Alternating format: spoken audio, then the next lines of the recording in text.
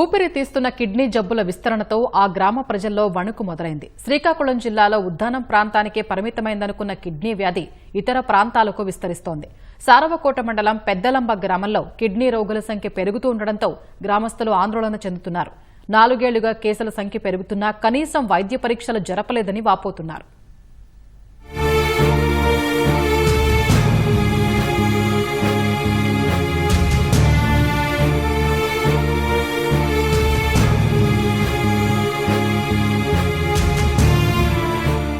కొన్నేళ్లుగా ఉద్దానం ప్రాంతంతో పాటు శ్రీకాకుళం జిల్లా వ్యాప్తంగా మరికొన్ని ప్రాంతాలకు కిడ్నీ వ్యాధి విస్తరిస్తోంది. జిల్లాలో తాజాగా సారవకోట మండలం పెద్దలంబ గ్రామంలో 19 కిడ్నీ కేసులు నమోదవడంతో గ్రామస్తులు ఆందోళన చెందుతున్నారు. ఇందులో 4 డయాలసిస్ స్టేజ్లో ఉండగా మిగతా రోగులు మొదటి దశలో ఉన్నారు. వ్యాధికి గల కారణాలేమిటో అర్థం కాక గ్రామస్తులు భయాందోళన చెందుతున్నారు. గ్రామంలో కిడ్నీ రోగుల సంఖ్య పెరుగుతున్నా అధికారులు పట్టించుకోవడం లేదని ఆవేదన వ్యక్తం చేస్తున్నారు. ఇప్పటికే కిడ్నీ వ్యాధితో గ్రామంలో 3 చనిపోయారని, మరిన్ని మరణాలు చోటు చేసుకోకముందే ప్రభుత్వం మేల్కొని గ్రామంలో మెడికల్ క్యాంపులు పెట్టి నివారణ చర్యలు చేపట్టాలని విజ్ఞప్తి చేస్తున్నారు. కిడ్నీ వ్యాధి 4 సంవత్సరాల నుంచి బాధపడతాను. శ్రీకాకుళం హాస్పిటల్కి డయాలసిస్కి 10,000 అవుతుంది. వారం కాను 70 కిలోమీటర్లు. ఆ 70 కిలోమీటర్లు ఇటు నుంచి అటు నుంచి మాకు 3,000 అయిపోతుంది. తినడానికి ఏటి ఉండడం లేదు. ఇప్పటికి 20 మంది ఉన్నారు సార్ మా గ్రామంలో. ఎందుకు వస్తుందో తెలియట్లేదు సార్. చాలా ఇబ్బంది పడిపోతారు. ఈ డబ్బులు లేక కొంతమంది చనిపోంటారు సార్. 3-4 చనిపోంటారు సార్. ముందు ఏదవుతుందో ఇంకా తెలియట్లేదు. ప్రభుత్వమే ఇప్పుడు పట్టించుకోవాలా. నాకు కిడ్నీ వ్యాధి ఉందంటే శ్రీకాకుళం ప్రైవేట్ హాస్పిటల్లోన నేను స్కానింగ్లు అన్నీ చేయించాను. స్కానింగ్లు చేయించిన తర్వాత అతను కిడ్నీలో ట్రబుల్ ఉందని అతను చెప్పినాడు. చెప్పిన తర్వాత ఇప్పుడు నాకు నెలకి 10,000 రూపాయల చొప్పున ఖర్చు అయిపోతుంది. ఆ హాస్పిటల్కి వెళ్ళి మందులు వేస్తుంటే అవి తెచ్చి వేసుకుంటాను. నాకు 2022 9వ నెల 29వ తేదీ నుంచి నాకు కిడ్నీ ప్రాబ్లమ్స్. మా ఊర్లో 20 కిడ్నీ కేసులు ఉన్నట్టు ఎలా పరిస్థితులు ఉన్నాం మీరు ఆలోచించాలి. ఒకసారి మెడికల్ క్యాంప్ కూడా పెట్టి మాకు గవర్నమెంట్ కూడా ఆర్థికంగా కొంత సహాయం చేయవలసిన అవసరం ఉంది. పెద్దలంబ గ్రామంలో 986 మంది ప్రజలు నివసిస్తున్నారు.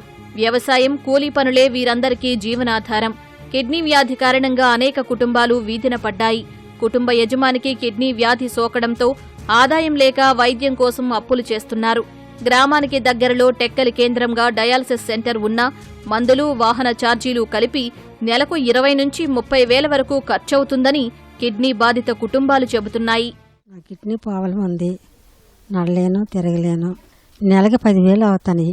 ఎక్కడి నుంచి తెస్తాం బాబు, తేలేము. ముసలిము చాలా ఇబ్బందులు ఉన్నాము. ప్రభుత్వం ఆదుకోవాలా. మేము చాలా పేద పరిస్థితులు ఉన్న భూములు కూడా అమ్ముకున్నాం సార్. కిడ్నీ ప్రాబ్లంకి మేము ఎక్కడ ఏం చెయ్యాలని మాకు ఆలోచన అందడం లేదు. మందులకి 30,000 ఇలాగ అయిపోతుంది. మాకు ఏ రాబడి కూడా లేదు. మా పిల్లలు కూడా చదువులకు పెట్టాము. ఏ ఆస్కారము మాకు లేదు సార్.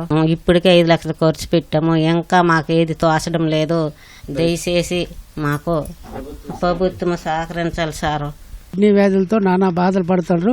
ఇంతవరకు ప్రభుత్వం మెడికల్ క్యాంపు కానీ, మెడికల్ ఆఫీసర్లు, జిల్లా అధికారులు కానీ ఎవరు కానీ ఇంతవరకు సహకరించలేదు, లేరు.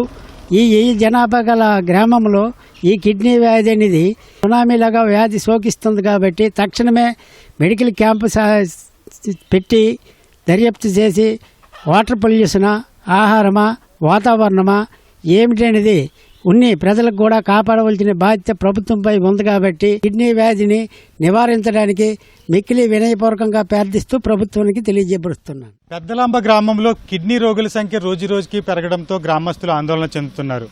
ప్రభుత్వం వెంటనే స్పందించి గ్రామంలో మెడికల్ క్యాంపులు ఏర్పాటు చేసి సమస్యను అదుపు చేయాలంటూ విజ్ఞప్తి చేస్తున్నారు. కెమెరామెన్ చిన్నారెడ్డితో మహేష్, ఈటీవీ, శ్రీకాకుళం నుంచి.